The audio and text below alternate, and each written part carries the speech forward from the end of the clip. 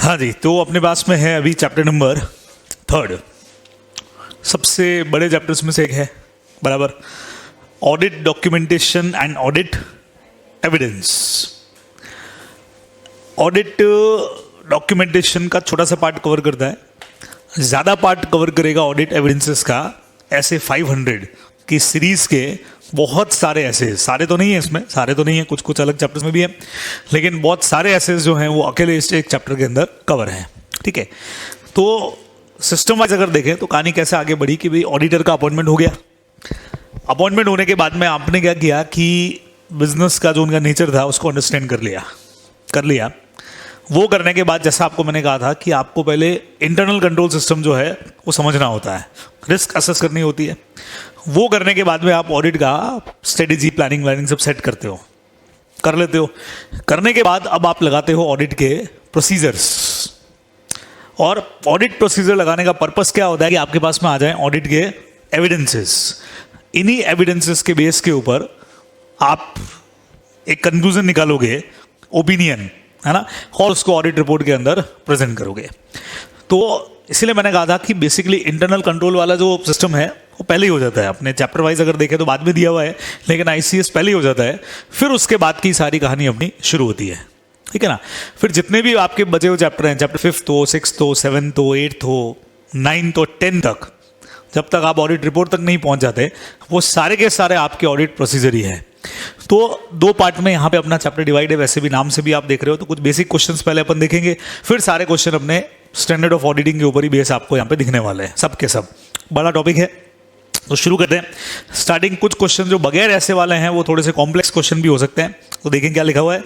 सबसे पहले लिखा कि the form, content and extent of audit documentation depend on factor as the size and complexity of the entity, the nature of the audit procedure to be performed, etc.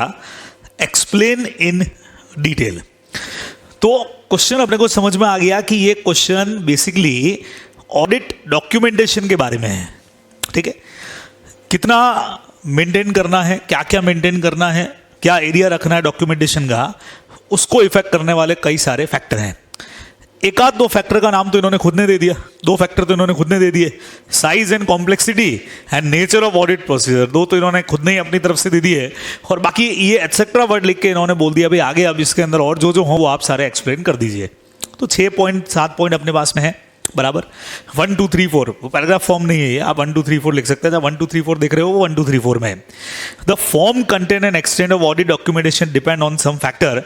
तो factor में पहला तो वही हो गया, कौन सा, जो क्वेश्चन के अंदर दिया हुआ था, साइज एंड कॉम्प्लेक्सिटी बनेगा ना, 2 तो इन्होंने खुद ने दे दिए।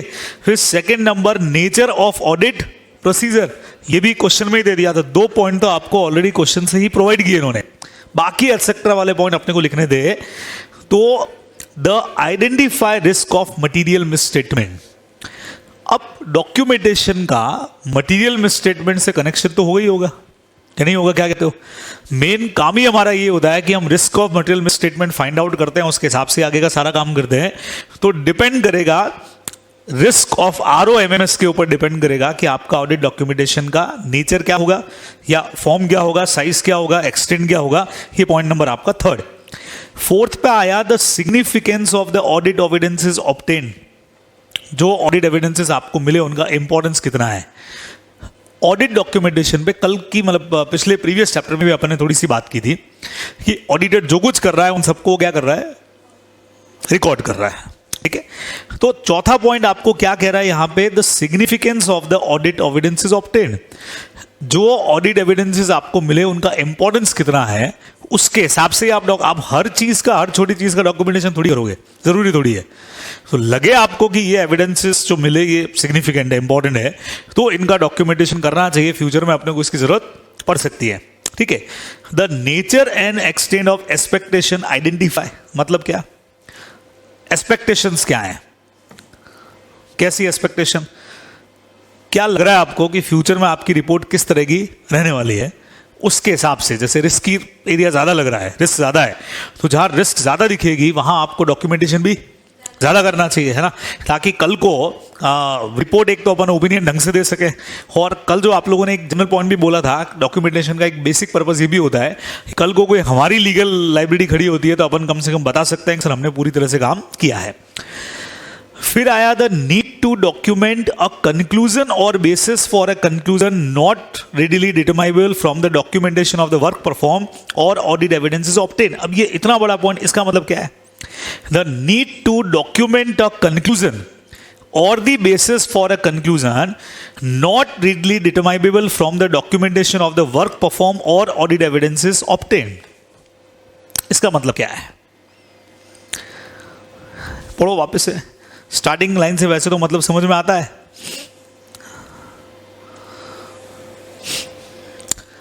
सिंपल अगर बोलूं मैं, अगर इतना बड़ा नहीं भी लिखता मैं, तो कई बार हम जो प्रोसीजर लगाते हैं उसके कंक्लूजन का भी डॉक्यूमेंटेशन करते हैं।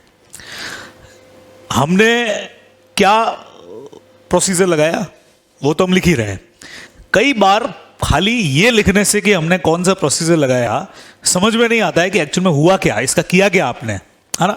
तो हम उस चीज का कंक्लूजन भी लिखते हैं कि भाई हमने ये लगाया और ये कंक्लूजन आया। जैसे कई बार क्या होता है आपको बताता हूं मैं, कि जैसे सिंपल एग्जांपल लेता हूं, परचेज, ठीक है।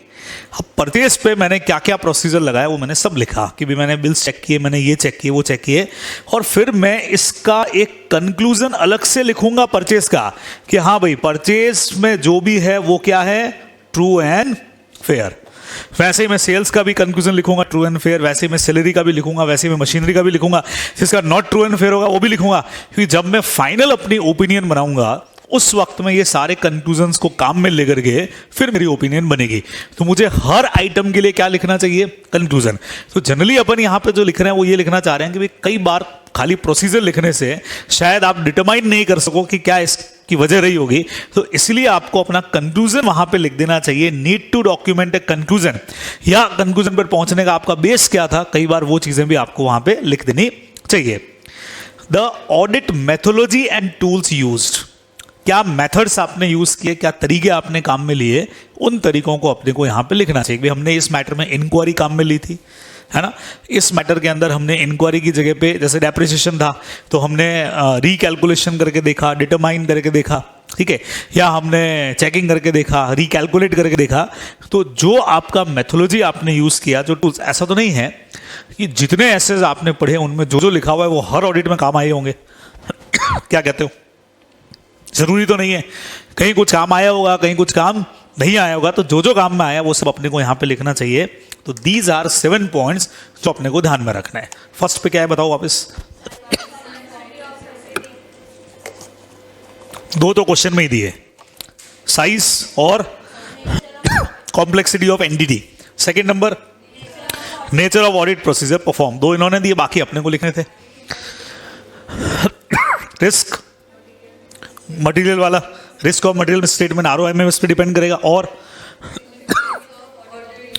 Significance of audit evidences obtain, ठीक है, और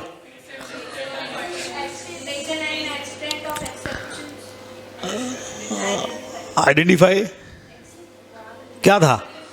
हाँ, फिफ्थ वाला क्या था? Nature and extent of expectations, एक एक्सेप्शंस, हाँ मैंने पहले भी शायद एक्सपेक्टेशन पढ़ लिया था। ओके, एक्सेप्शंस आइडेंटिफाई, एक्सेप्शंस किस तरह के, बात करनी पड़ेगी फिर तो इस पे। वो अपन कहते थे ना नॉन रिकरिंग चीजें कई बार हो जाती हैं, तो वो चीजें हैं तो उनको अपने को वहां पे लिखना पड़ेगा, बराबर लिखेंगे, बिल्कुल, हाँ बिल्कुल आएगी। जो नॉन रिकरिंग वाली चीजें होंगी, रिकरिंग जो लगातार हो रही है, नॉन रिकरिंग जो कभी कभार होती है। तो ऐसा अगर कुछ भी हुआ जो रेगुलर बेस पे नहीं हुआ तो वो भी अपने को इसके अंदर नोट डाउन करना चाहिए, ठीक है। फिर कई बार अपने को कंक्लूजन्स जो अपने निकले उनको भी लिखना चाहिए, या बेसिस ऑफ कंक्लूजन जो है उनको लिख देना चाहिए, ठीक है। और लास्ट में जाकर के ऑडिट का मेथोलॉजी और क्या टूल्स आपने यूज किए, ये सब ऑडिट डॉक्यूमेंटेशन के अंदर आपको लिखना चाहिए। तो इन्होंने यही आपको कहा कि भाई कई सारे फैक्टर्स हैं, तो ये वो सारे फैक्टर्स हैं जो ऑडिट डॉक्यूमेंटेशन को इफेक्ट करने वाले हैं। ये सारी चीजों की वजह से ऑडिट डॉक्यूमेंटेशन अपना बनता है, या ये चीजें उसके अंदर इंक्लूड रहती हैं। Question number first. सेकंड कहता है the auditor shall assemble the audit documentation in an audit file and complete the administrative process of assembling the final audit file on a timely basis after the date of auditor's report explain करने को बोला।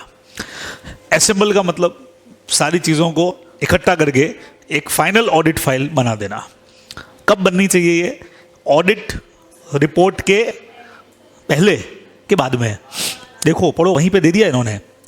The administrative process of assembling the final audit file on a timely basis, और आगे क्या लिखा है? After the date of audit report. Sir date of audit report क्या होती है? जिस दिन ऑडिट फाइनल की, जो डेट आपने उस पर लगा दी। 11 चैप्टर आप जिन लोगों ने पढ़ लिया उन्होंने पढ़ा हुआ है कि डेट होती है लास्ट के अंदर, जिस दिन ऑडिट रिपोर्ट आपने फाइनल करके दे दिया, साइन कर दिए, डेट होती है। तो उसके बाद में जाकर के हम लोग क्या करेंगे? सारी चीज़ों को असेंबल कर लेंगे, है ना, और देन असेंबल करने के बाद एक फाइल बना करके रख देंगे। ठीक है, जैसे हम लोग भी इसी तरह से करते हैं। लेक्चर कंप्लीट होने के बाद उसको हम फाइनल तैयार, भाई 4 लेक्चर बनाए तो चारों को एक साथ असेंबल करके रख दिया। आप लोग भी अपने एग्जाम के अंदर यही करोगे। एक सब्जेक्ट का जब एग्जाम देने के बाद आगे घर पे आने के बाद उसकी किताबों को सब इकट्ठा करोगे और फिर अलमारी के अंदर रखोगे इकट्ठा करके। पहले रख दोगे एग्जाम में जाने से पहले, सवाल ही नहीं है ना।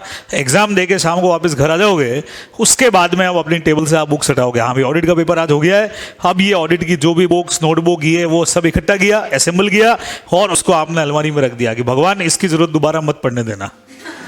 बराबर ठीक है, ये आप रख दोगे। उसके बाद नई बुक्स जो है वो अपनी टेबल के ऊपर सजा दोगे आप अपने अगले एग्जाम की। तो ये भी अपन काम असेंबल वाला कब करते हैं? टाइमली बेसिस के ऊपर, लेकिन बाद में ऑडिट रिपोर्ट के बाद में असेंबल इकट्ठा कर लेते हैं। ठीक है, अब सवाल ये है, क्योंकि ऑडिट फाइल की जरूरत तो अपने को रेगुलर बेस पे पड़ी रही है, लेकिन असेंबल करना, इकट्ठा करना, फाइनलाइज करना, वो सब काम ऑडिट रिपोर्ट के बाद में। तो वहां से पढ़ते हैं कि क्या ये सही है, क्या लिखा हुआ क्या है। The auditor shell assemble the, starting 3 लाइनें तो वही दिख रही है। आफ्टर द, और ये देखो क्वेश्चन रिपीट मारा है यहाँ, तो यहां से यहां तक तो इन्होंने बाकी अपना जो ट्रेंड चला आ रहा था उसके हिसाब से इन्होंने क्वेश्चन को एज इट इज रिपीट मारा। सर SQC 1 क्यों दिया है? क्योंकि दे रखा है वहां पे भी आपको, है ना। SQC 1 क्या है? स्टैंडर्ड ऑफ क्वालिटी कंट्रोल, है ना।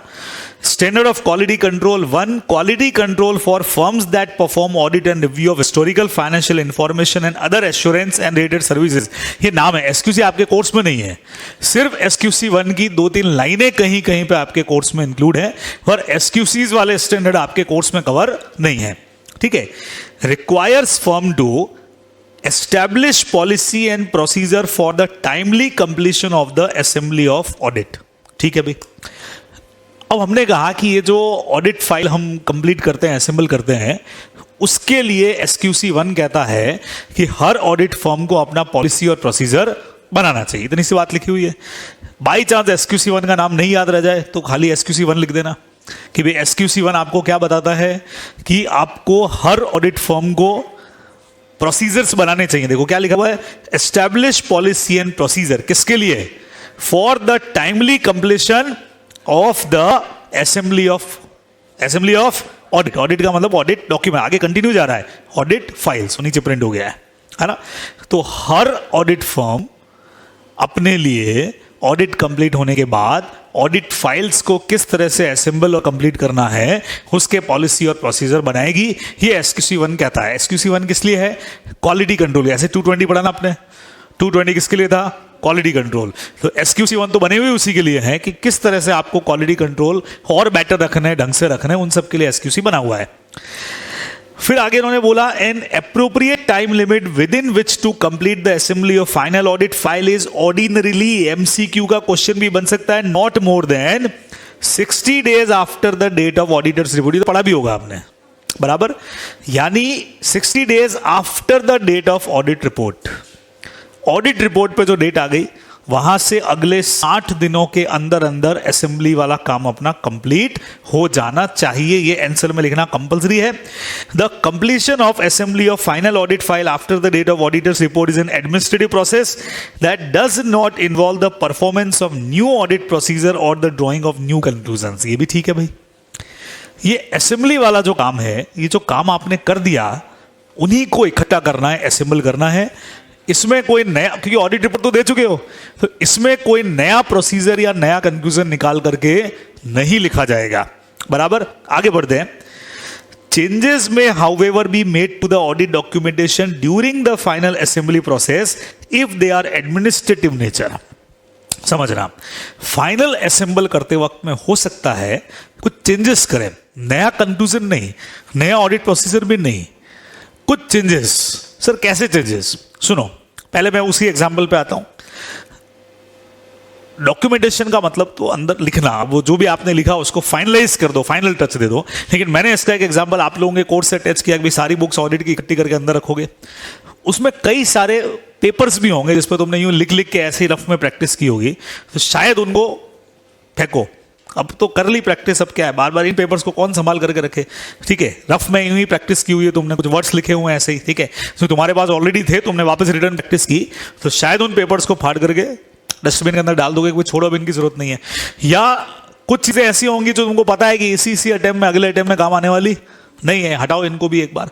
तो वो तो सब कर सकते हैं ना, अपन करते भी है।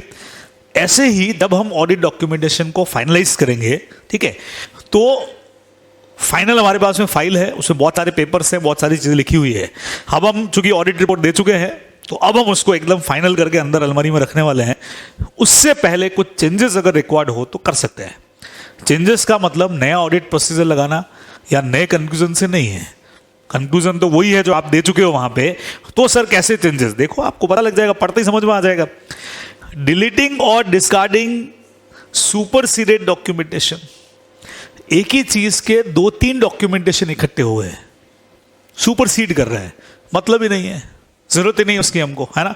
सुपरसीड का मतलब क्या होता है? एक ही चीज को ओवरराइड करने वाले 1-2 डॉक्यूमेंट्स आगे।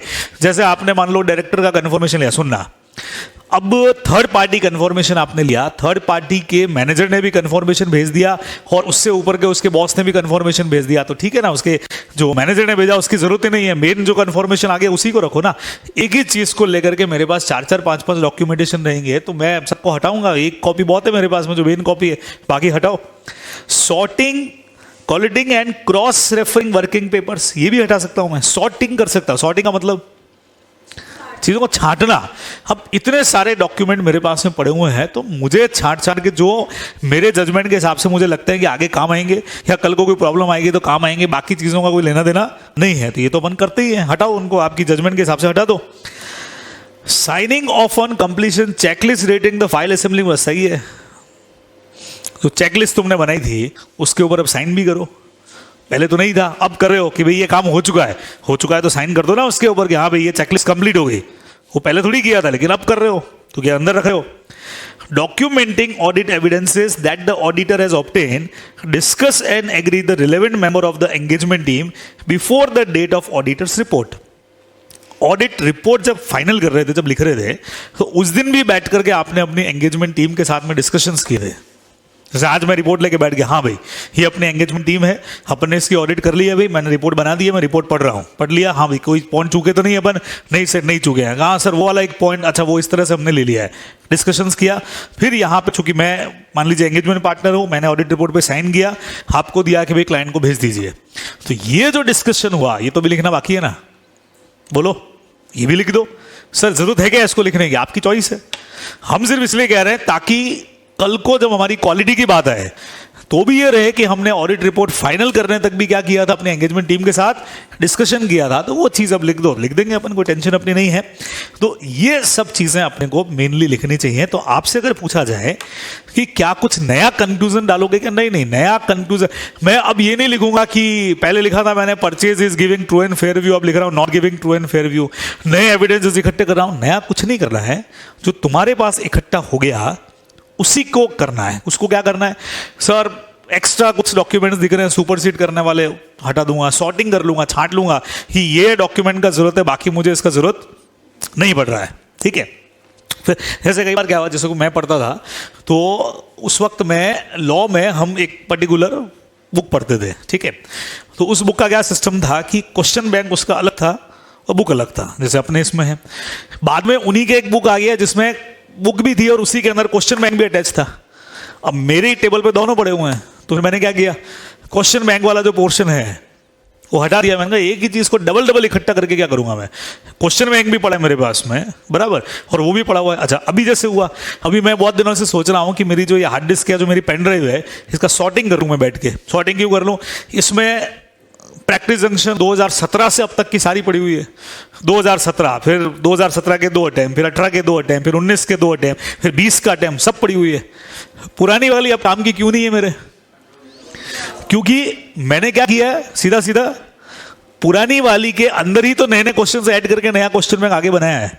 तो सब नया नया पड़ा हुआ है, सब नया नया पड़ा हुआ है। तो मैं सॉर्टिंग करूंगा ना, इतने सारे इकट्ठे क्यों करूंगा? तो वही चीज है, सुपर सीड भी हो गया। May 20 को जो आपको दिया, उसके अंदर May 17 या नया कोर्स आने के बाद के सारे क्वेश्चंस उस वक्त में जो डाले हुए थे वो भी डाले हुए उल्टा और एडिशनल है।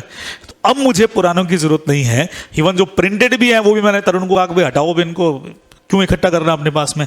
तो सुपर सीड डॉक्यूमेंट्स को हटाओ, सॉर्टिंग वाला काम कर लो, चेकलिस्ट के ऊपर साइन वाइन करना है वो काम कर लो, है ना। और जो ऑडिट रिपोर्ट फाइनल करने से पहले आपने एंगेजमेंट टीम के साथ डिस्कशन किया था, उन सबको भी नोट डाउन कर लीजिए। ये सब काम अपने को यहाँ पे कर लेने चाहिए ऑडिट डॉक्यूमेंटेशन। सिंपल सी बात है, 60 दिन याद रखना है। फाइनल पैराग्राफ ठीक है। After the assembly of final audit file has been completed, the auditor shall not delete or discard audit documentation of any nature before the end of its retention period. समझ रहे हो? कितना है? 7 years वाला, ठीक है। तो SQC1 कहता है पॉलिसी प्रोसीजर बनाने को, the retention period for audit engagement ordinarily is not shorter than 7 years from the date of audit report or later. वो हो सकता है उसके बाद का, the date of group auditor's report. तो कहने का मतलब बहुत सीधा सीधा से मेरा हो गया कि असेंबली फाइनल कर लिया आपने, उसके बाद में उसमें से कोई भी डिसगार्ड या डिलीट नहीं करना है। कब तक? 7 साल तक जो रिटेंशन पीरियड है। ज़्यादा करो तो अच्छी बात है, 7 साल तक तो कम से कम आपको रखना ही पड़ेगा। ये बात अपने को यहाँ पे लिखनी पड़ेगी, बराबर। तो ये आपका क्वेश्चन था। सर पता कैसे चलेगा कि इतना लिखना है? इन्होंने बोल ही दिया आपको, पॉइंट डी, क्वेश्चन से ही आंसर पकड़ना पड़ेगा, ठीक है। तो इन्होंने आपको बोल दिया कि भाई असेंबली वाला काम कब करोगे, कैसे करोगे। तो इसका मतलब असेंबली से रिलेटेड या एडमिनिस्ट्रेटिव प्रोसीजर पूछे तो अपने को सारे पॉइंट उसके अंदर देने पड़ेंगे। अच्छा, 2 चीजें टाइम पीरियड वाली जरूर लिखनी है। 60 दिन, 7 ईयर्स, 60 डेज में बन जाने चाहिए, और बनने के बाद 7 ईयर तक उसको रिटेन करके रखना पड़ेगा आपको। ऑडिट रिपोर्ट से रिटेन करना है, बनने के डेट से नहीं। ये आपको ध्यान में रखना है, ठीक है। जरूरी है, लिखना पड़ेगा अपने को, क्योंकि अपने को इन्होंने बोला है वहां पे assembling the final audit file on a timely basis after the date of auditor's report. तो आपको ये भी समझाना पड़ेगा कि असेंबल कब तक करके रखना है। आपने ये कहा कि हम चेंजेस नहीं करेंगे, डिलीट कर दें तो, हटा ही दें तो वो भी आपको साथ में समझाना है कि आप 7 साल तक उसको हटा भी नहीं सकते हो, आपको संभाल करके रखना पड़ेगा, इसलिए अपने को लिखना है। हाँ जी, फिर अपने पास में आया most of the auditor's work in forming the auditor's opinion consist of obtaining and evaluating audit evidences। अब ये जोरदार क्वेश्चन दे दिया, बड़ा क्वेश्चन दे दिया। मतलब क्वेश्चन में पूछा क्या है, पढ़ो। ऑडिट एविडेंस से रिलेटेड कुछ बातें लिखी हुई हैं इसके अंदर, चेक करो।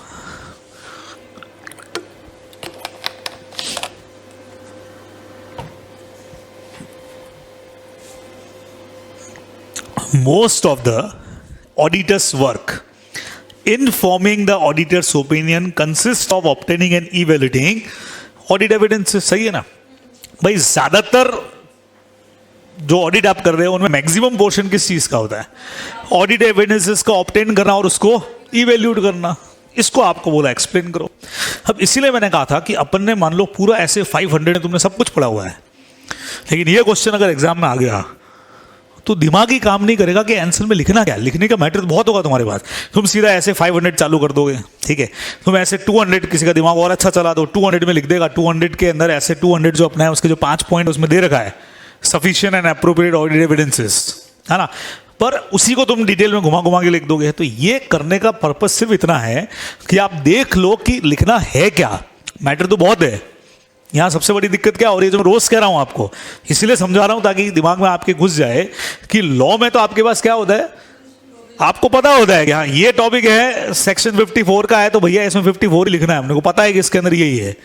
यहाँ तुमको पूरा, तुमने ऑडिट एविडेंसेस पढ़ा हुआ, पूरा चैप्टर पढ़ लिया, पूरा ऐसे 500 की सीरीज तुमको आती है, और ऐसा क्वेश्चन कह दिया तो अपने को समझ में नहीं आएगा कि आंसर चालू किधर से करना, क्या लिखना, अंदर डालना क्या है इसके। उसके लिए अपने को ये सब देखना पड़ता है। देखें क्या लिखा है, audit evidence is necessary to support the auditor's opinion and report. ठीक है सर, बहुत जनरल लाइन है, ठीक है। It is cumulative in nature and primarily obtained from audit procedure performed during the course of audit. It may, however, also include information obtained from the other sources such as previous audit. ये it may की बात करेंगे। सबसे पहले starting 3 लाइनों में इन्होंने क्या बोला, why we need audit evidences. In audit, auditor have to express an opinion, है ना, and opinion is based on audit evidences. अपन लाइनें घुमा सकते हैं, अपने को वर्ड्स तो पता लग गया कि भाई कुछ तो लिखेंगे वहां पे, नहीं तो नंबर कहां से मिलेंगे, है ना। तो वो सब आता है ऑडिट एविडेंसेस से, ठीक है। अब ऑडिट एविडेंसेस के लिए इन्होंने अगली लाइन क्या लिखी कि ये कहां से आते हैं आपके पास में, for obtaining audit evidences auditor have to perform some audit procedures. बहुत सिंपल। तो हमने स्टार्टिंग 3 लाइनों का सेटिंग कैसे बिठाया कि भाई auditor have to present opinion, बराबर, have to express opinion, for opinion या opinion is based on evidences. Evidences कहां से आएंगे, ऑडिटर को करने पड़ेंगे परफॉर्म सम ऑडिट प्रोसीजर्स। ऐसे कर दो, सिंपल, सेट करना पड़ेगा चीजों को, उसके बगैर नहीं लिख पाएंगे अपन।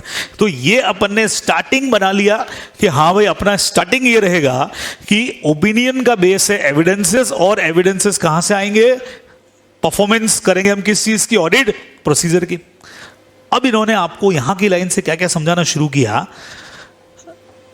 It may however also include information obtain from other sources such as previous audits. अब ये आपको कह रहे हैं एविडेंसेस इकट्ठे कहां कहां से करोगे। मेरे हिसाब से ये लाइन हम अगले में डाल देंगे, इस पैराग्राफ के साथ मुझे लाइन मजा नहीं आ रहा है, ठीक है ना, क्योंकि इसका इसके साथ कनेक्शन नहीं दिख रहा है। ये तो कह रहे हैं भाई कहां कहां से पता लगेगा, तो मैं इसको सोर्सेज में डाल सकता हूं। तो मेरे पास एविडेंसेस इकट्ठा करने का एक सोर्स क्या हो गया, प्रीवियस ऑडिट। आपने सबने पढ़ा हुआ है, अगर किसी एंटिटी का पहले से ऑडिट हो रखा है और जब हम ऑडिट करने के लिए जा रहे हैं तो हम सबसे पहले रिपोर्ट पढ़ते हैं। अच्छा, हम ही ऑडिटर है तब तो टेंशन नहीं है, तो भी काम आएगा। और कोई और भी ऑडिटर है तो पहले जाकर के ऑडिट रिपोर्ट पढ़ेंगे, स्टडी करेंगे उसकी, तब जाकर के समझ में आएगा कि करना क्या है। तो वहां से भी तो एविडेंसेस मिल रहे हैं हमको, बराबर। तो पहला, आगे इन्होंने क्या बोला, in addition to other sources inside and outside the entity's accounting record are an important source of audit evidences. Second point हुआ, इंटरनल और एक्सटर्नल तो है ही है, उसके अलावा इन्होंने क्या बोला है, अकाउंटिंग जो भी क्या है, रिकॉर्ड्स, उससे भी हमको मिलते हैं, उसी से तो मिलते हैं एविडेंसेस। तो 2 पॉइंट बताए इन्होंने एविडेंसेस मिलने के पहले स्टार्टिंग में, कौन से, previous audit, second number accounting records. आगे पढ़ते हैं, also information that may be use as audit evidences may have been prepare using the work of management expert. क्या मतलब हुआ, एक्सपर्ट की या मैनेजमेंट की जो ओपिनियन, जो इंफॉर्मेशन हमको मिल रही है, उससे भी हमारे पास में एविडेंसेस आते हैं। ये लो हमारा थर्ड पॉइंट बन गया कि कहां कहां से आ रहे हैं।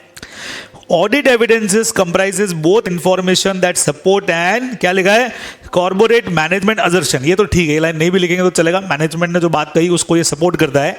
And any information that contradict such assertions. ठीक है, अगर कॉन्ट्राडिक्टरी भी कुछ होगा तो भी उसे पता लग जाए। फिर एविडेंसेस का मतलब क्या होता है, जो मैनेजमेंट असर्शंस दे रहा है वो सही है या नहीं है, उसको देखने का तरीका उसी के लिए काम में आता है। ठीक है, फिर इन्होंने क्या बोला, इन एडिशन, सब जगह इन एडिशन वर्ड लगाते जा रहे हैं कि इसके अतिरिक्त, in some cases the absence of information is use by the auditor and therefore also constitute audit evidences. कई बार इंफॉर्मेशन का नहीं आना भी अपने आप में एक एविडेंस है। ब्रैकेट में लिखा है, मैनेजमेंट ने हमको मना कर दिया रिक्वेस्टेड रिप्रेजेंटेशन देने से। क्या कहते हो, हमने कोई चीजों का रिप्रेजेंटेशन मांगा, मैनेजमेंट ने मना कर दिया। क्या कहता है हमारा स्केप्टिज्म, डाउट होना चाहिए, कुछ तो गड़बड़ है। It is also evidence, documentation में डालेंगे अपन इसको, सर ये चीज मांगी थी लेकिन मैनेजमेंट ने देने से हमको मना कर दिया। इसका इफेक्ट फिर आगे रिपोर्टिंग तक भी जा सकता है। ध्यान में आया, failure to obtain audit evidences, मिले ही नहीं और कोई एडिशनल लगा नहीं पा रहे थे, ये इन्होंने दिया नहीं हमको। तो ये चौथा पॉइंट हो गया, एविडेंसेस कहां कहां से आ रहे हैं। सबसे पहला प्रीवियस ऑडिट से आया, सेकेंड नंबर अकाउंटिंग रिकॉर्ड से आया, थर्ड नंबर मैनेजमेंट एक्सपर्ट का जो ओपिनियन था या जो अदर्शन है वहां से आ गया। चौथा नंबर, कई बार absence of information is also audit evidences. वो कई बार कहते हैं ना, इन मैनी टाइम्स या always silence is better than speak. सुना है कभी? चुप रहना बोलने से बेटर होता है। तो चुप रहना भी अपने आप में कम्युनिकेशन है ना। अभी तो आपके कोर्स में लॉ में क्या है, कॉर्पोरेट एंड अदर लॉस, आपसे पहले था लॉ एथिक्स एंड कम्युनिकेशन। तो उसमें कम्युनिकेशन क्लास के अंदर मैं बताता था कि चुप रहना भी अपने आप में क्या है, कम्युनिकेशन, अलग अलग तरह का, है ना। पुराने टाइम के अंदर लड़की देखने के लिए जाते थे, है ना। तो पुराने टाइम में, अभी नहीं, तो पूछते थे हाँ भाई लड़का पसंद आया, लड़की चुप रहती, तो चुप रहती मतलब मिठाई खिलाओ, सगाई पक्की हो गई, कम्युनिकेशन है ना। कोई बदमाश है मान लो, बता किसने किया है, कौन है तेरे साथ, कौन कौन मिला हुआ है, चुप बैठा हुआ है, तो ये कम्युनिकेट करता है कि गुंडा है, बदमाश है, बोल नहीं रहा है ना। कई लोग शर्म के बारे नहीं बोलते, तो बोलना भी अपने, चुप रहना भी अपने आप में कम्युनिकेशन है। तो एग्जैक्टली कई बार इंफॉर्मेशन का नहीं आना भी अपने लिए क्या है, एविडेंस है। आगे पढ़ो, अब सोचो इतना जितना मैंने बोला उसमें सोचो। हाँ वो देंगे ना एडवर्स वाले, अगर लगा कि एडवर्स भी कब, यस जब वो अपना परवेसिव हो, तो नहीं तो अपन क्वालिफाई रिपोर्ट करके छोड़ सकते हैं। अगर परवेसिव हुआ तो बट ऑब्वियस देंगे अपन, एडवर्स रिपोर्ट देंगे, ठीक है। अब आप सोचो अभी बैठ करके मेरे साथ में ये पॉइंट्स हम सोच सकते थे कि एग्जाम में लिखने के लिए, ये पॉइंट कहाँ से लिखते, ये आते कहाँ से अपने पास में। अपन तो ऐसे 500 बताते। मैं भी अगर होता तो मैं क्या करता, इन लाइंस में मैं क्या समझाता, मैं बढ़िया एकदम ऑडिट एविडेंसेस का डेफिनेशन देता, सफिशिएंट वाला समझाता, एप्रोप्रिएट वाला बढ़िया समझा करके आता, और घर आके खुश होता कि टॉप गया पेपर। फिर जब रिजल्ट आता तो फिर मैंने बच जाती मेरी कि ये हो गया क्या मेरे साथ में, ठीक है। तो ये रीजन, क्योंकि ये चीज स्टडी मटेरियल में है। अच्छा सर, इसका मतलब स्टडी मटेरियल पढ़ लेंगे तो हमसे सब हो जाएगा? आपको स्टडी मटेरियल पढ़ने के बाद भी मैटर कनेक्शन के लिए तो क्वेश्चंस करने पड़ेंगे।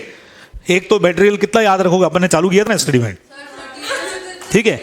सेकंड नंबर सबसे बड़ी बात यह है, उन्होंने क्या किया, कई जगह अपने भी किया, वो लाइंस दे दी, लॉजिक कुछ नहीं, बस वो लाइंस है, उनका पूरा एक्सप्लेनेशन समझा दिया है, मतलब कुछ नहीं है, बस वो लाइंस वहां थी इसलिए हमने वो पैरा पूरा दे दिया। तो वो अभी थोड़ी सी दिक्कत है यहाँ पे इन टॉपिक्स के साथ में, कहीं में इन 4 चैप्टर्स में तो थोड़ी दिक्कत रहेगी। तो ठीक है, मेहनत करेंगे, हो जाएगा। अगला पैरा देखो, अब इतना बड़ा पैरा क्या लगाया इन्होंने। इस पैरा में इन्होंने ऑडिट एविडेंसेस ऑब्टेन करने के प्रोसीजर्स दे दिए। वो जो अपने अदर प्रोसीजर्स थे ना, उनके सबके नाम दिए हुए हैं। Most of the auditor work in forming the auditor's opinion consist of obtaining and evaluating audit evidences. ये 2 लाइनें क्वेश्चन से उठाई है, आगे नहीं लिखी तो इधर लिख दी आपकी, ठीक है। Audit procedure to obtain audit evidences can include, अब इसमें क्या क्या है, inspection, observation, confirmation, recalculation, reperformance and analytical procedure, या इनका कोई भी कॉम्बिनेशन।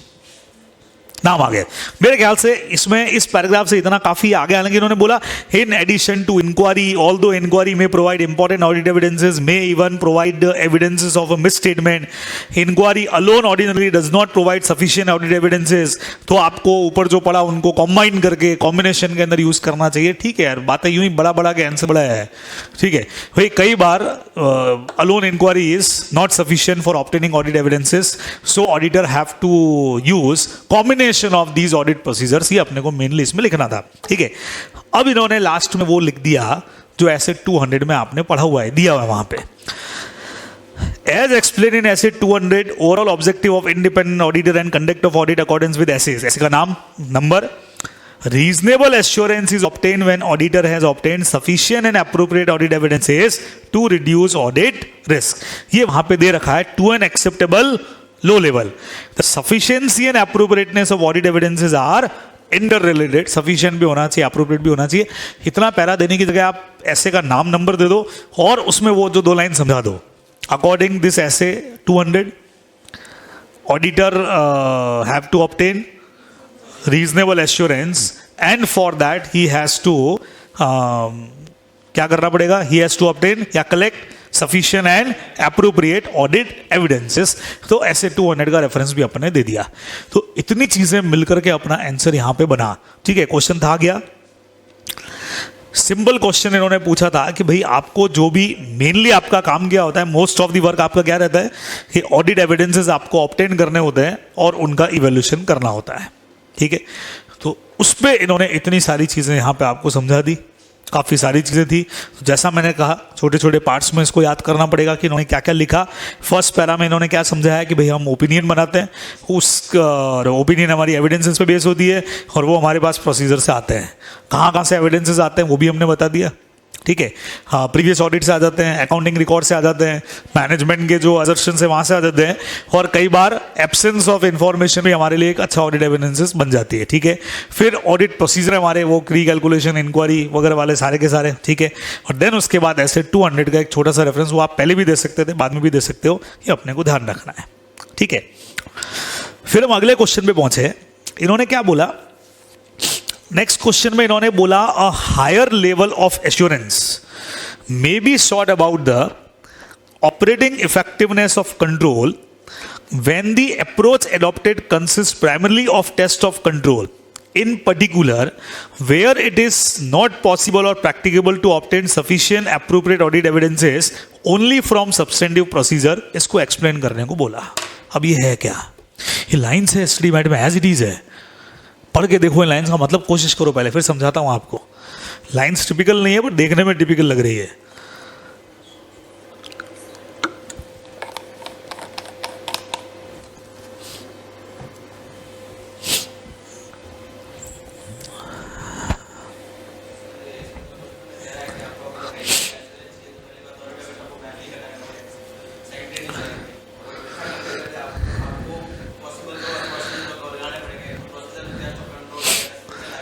सब लगाने पड़ेंगे आपको, है ना। हाँ, अब इन्होंने बोला higher level of assurance may be sought about the operating effectiveness of control. पहले तो इन्होंने बोल दिया ऑपरेटिंग इफेक्टिवनेस ऑफ कंट्रोल मतलब इंटरनल कंट्रोल सिस्टम, पहले उस पर बात की। उस पर assurance when the approach adopted consist primary of test of control, in particular where it is not possible or practicable to obtain sufficient audit evidences only from substantive procedure। कई बार सिर्फ substantive procedure से आपके पास में evidences नहीं आएंगे और आपको करना पड़ेगा टेस्ट ऑफ कंट्रोल भी पूरा डिटेल में करना पड़ेगा, तब जाकर के आपको एक हाई लेवल का एश्योरेंस जो है या रीजनेबल एश्योरेंस जो है वो मिलने वाला है। तो यहाँ ये समझाना चाह रहे हैं आपको कि हमको सब्सटेंटिव प्रोसीजर जो हम लगाते हैं टेस्ट ऑफ डिटेल वाले, उसके साथ साथ टेस्ट ऑफ कंट्रोल्स भी पूरे पूरे लगाने पड़ेंगे कई बार, ये इन्होंने यहां पे आपको बोला है।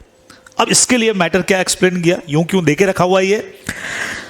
फर्स्ट पैराग्राफ देखें क्या लिखा है, test of control may be defined as, समझना भाई। अब इसके आंसर में इन्होंने टेस्ट ऑफ कंट्रोल का डेफिनेशन भी दिया है, may be defined as an audit procedure designed to evaluate the operating effectiveness of control in preventing or detecting and correcting the material misstatement at the assertion level।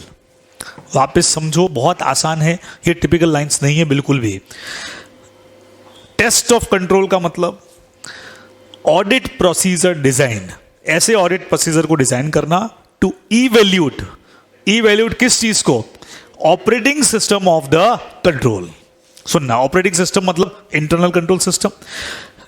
Effectiveness कैसे check होगी, क्यों बनाते हो internal control system, क्यों बनाता है company, कोई भी ऑर्गेनाइजेशन, क्यों, इन्हीं के लिए, preventing, detecting and correcting the material misstatement. सुनो, अगर आपसे पूछे कि साहब इंटरनल कंट्रोल सिस्टम का पर्पस क्या है, कि साहब जो भी मटेरियल मिसस्टेटमेंट यानी फ्रॉड और एरर्स, उसको हम क्या कर पाए, बोलो, डिटेक्ट कर पाए, प्रिवेंट कर पाए, इन्होंने एक वर्ड और लिखा है, करेक्ट कर पाए। चलो, डिटेक्ट, प्रिवेंट और करेक्ट कर पाए, इसके लिए हम आईसीएस बनाते हैं, ठीक है। अब बताओ ऑडिटर टेस्ट ऑफ कंट्रोल में क्या करता है, इसी चीज का इफेक्टिवनेस को इवैल्यूट ही तो करता है, वो चेक करता है कि आपने ये जो सिस्टम बनाया आईसीएस का, जो ऑपरेटिंग सिस्टम है, वो कितना इफेक्टिव है अपना पर्पस पूरा करने में। कौन सा purpose, detecting, preventing and correcting the material miss statement at the assertion level. तो ऐसे बनाओ ना डेफिनेशन, घबराने की जरूरत नहीं है। और सर कैसे आगे डेफिनेशन, ये सिंपल है, इस डेफिनेशन में टिपिकलनेस बिल्कुल नहीं है। आगे बढ़ते हैं. The auditor shall design and perform test of control to obtain sufficient and appropriate audit evidences. ये अपने को पता है. क्वेश्चन की लाइन है as the operating effectiveness of relevant control when. अब 2 पॉइंट्स इन्होंने मेन समझा, ये पढ़ने पड़ेंगे ढंग से. फर्स्ट पॉइंट को पढ़िए, देखो क्या समझ में आता है. पढ़िए, आप आराम से पढ़िए. जैसे पहले वाला आराम से पढ़ा वैसे इसको भी पढ़ो आराम से.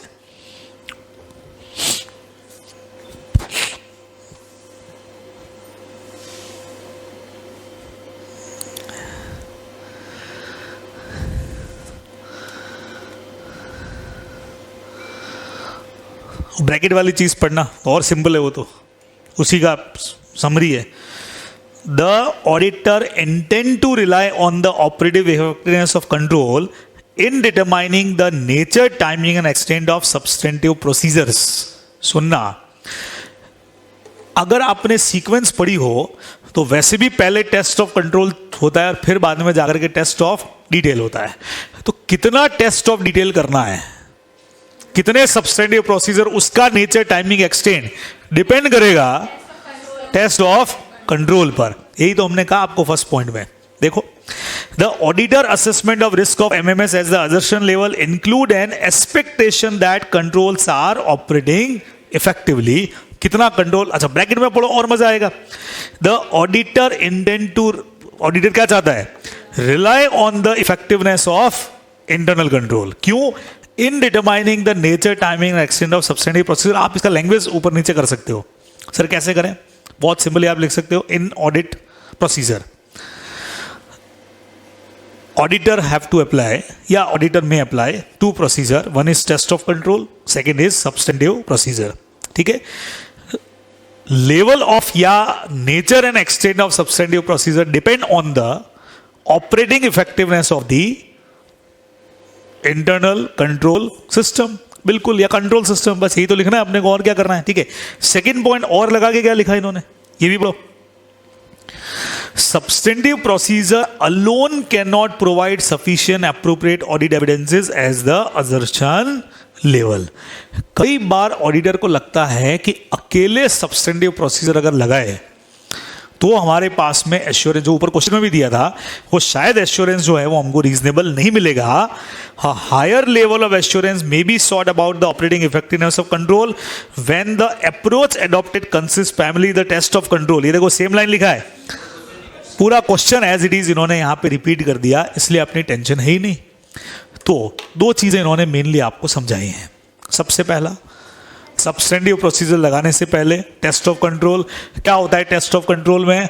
ऑडिटर इवैल्यूएट करता है operating effectiveness of the control system to prevent, detect and correct the material misstatement.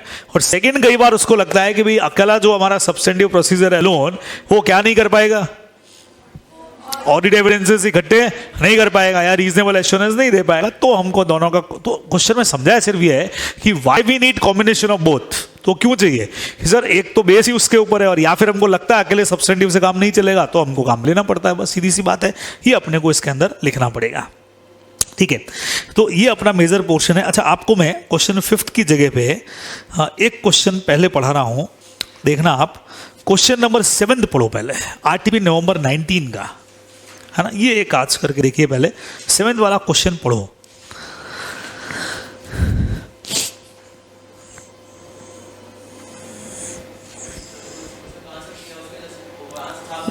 पूरा का पूरा वो क्वेश्चन कौन सा था अभी जिस पे अपन ने थोड़ी मेहनत की थी, ऐसे 200 जिसमें था, थर्ड वाला 3. हाँ पूरा वही है. देख आगे 200 वाला लास्ट तक भी वही लिखा है है ना.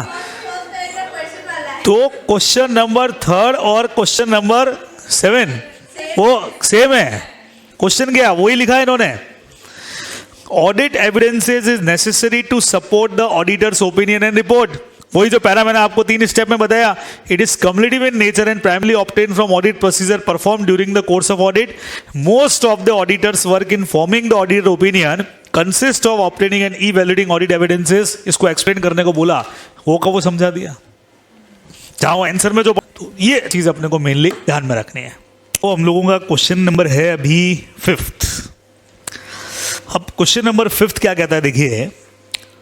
Irrespective of the assess risk of material misstatement, the auditor shall design, perform substantive procedure for each material class of transaction, account balances and disclosure. इसको आपको एनालाइज और एक्सप्लेन करने को उन्होंने बोला, बराबर? ये लेना था ना क्वेश्चन अपने को। तो इन्होंने बोला कि भाई मटेरियल मिसस्टेटमेंट की रिस्क जो भी रही हो उससे फर्क नहीं पड़ रहा है, ऑडिटर को सब्सटेंटिव प्रोसीजर तो डिजाइन करने ही पड़ेंगे, ठीक है। तो मेनली क्वेश्चन आपका सब्सटेंटिव प्रोसीजर के ऊपर आ गया, बराबर, कि किन किन कंडीशंस में कब कब आपको सब्सटेंटिव प्रोसीजर की जरूरत पड़ेगी, उसके ऊपर ये क्वेश्चन आपसे पूछा गया है। तो देखिए क्या लिखा है। स्टार्टिंग पैरा तो हमेशा की तरह वो का वो हो गया, यूं के यूं 3 लाइनें आपकी एज इट इज क्वेश्चन वाली है। आगे बोला this requirement reflect the fact that, अब वो फैक्ट क्या है, ये फैक्ट आया है क्वेश्चन से ही। This requirement reflect the fact that the auditor assessment of risk is judgmental and so may not identify all risk of material misstatement. कि भाई आपने ऊपर रिस्क का असेसमेंट किया, आपने इंटरनल कंट्रोल चेक किया होगा, वो सब ठीक है, लेकिन ये सब चीजें ऑडिटर के जजमेंट में होती हैं, इसीलिए 100% करेक्ट तो ऐसा हम नहीं बोल सकते हैं ना। यही बोला, मे नॉट आइडेंटिफाई ऑल, सारी की सारी रिस्क हो सकता है आइडेंटिफाई ना हुई हो। और सेकंड चीज बहुत अच्छी है, इनहेरेंट लिमिटेशंस इंटरनल कंट्रोल की होती है, जिसमें एक अपनी थी मैनेजमेंट ओवरराइड कर लेता है कई बार डिसीजन को। तो इस वजह से जरूरी नहीं है कि आपने जो इंटरनल कंट्रोल सिस्टम को देखा उससे आपको सारी की सारी चीजें सही सही मिसस्टेटमेंट पता लगी हो, है ना। कल को मैनेजमेंट खुद ही अगर इन्वॉल्व है तो फिर आपने इंटरनल कंट्रोल को चेक भी किया, आपने देखा भी, लेकिन फिर भी आप रिस्क असेसमेंट नहीं कर पाओगे। तो इस पैरा में तो इन्होंने क्वेश्चन वाली बात को समझाया। क्वेश्चन क्या था, भले ही आपने रिस्क ऑफ मटेरियल मिसस्टेटमेंट कर लिया हो तो भी ऑडिटर को सब्सटेंटिव प्रोसीजर लगाने पड़ते हैं। ये इन्होंने क्वेश्चन में आपसे पूछा, आपको बोला इसको एक्सप्लेन करो। तो हमने कहा कि भाई risk of assessment of risk अपन करते हैं, ठीक है, लेकिन उससे सारे मिसस्टेटमेंट पकड़ में आ जाए ऐसा जरूरी नहीं है, क्योंकि इसका रीजन क्या, ये रीजन इन्होंने दिया जजमेंटल होता है ना। सेकंड नंबर, इंटरनल कंट्रोल की कुछ इनहेरेंट लिमिटेशंस हैं, जैसे मैनेजमेंट ओवरराइड कर लेता है, तो उस वजह से भी हो सकता है कि आपका प्रॉपर रिस्क असेसमेंट ना हुआ हो। तो ये तो उन्होंने यूटिलिटी बताई। फिर इन्होंने आगे बोला depending on the circumstances the auditor may determine that. अब 3-4 चीजें हैं, ये अपने को पहले से आती है।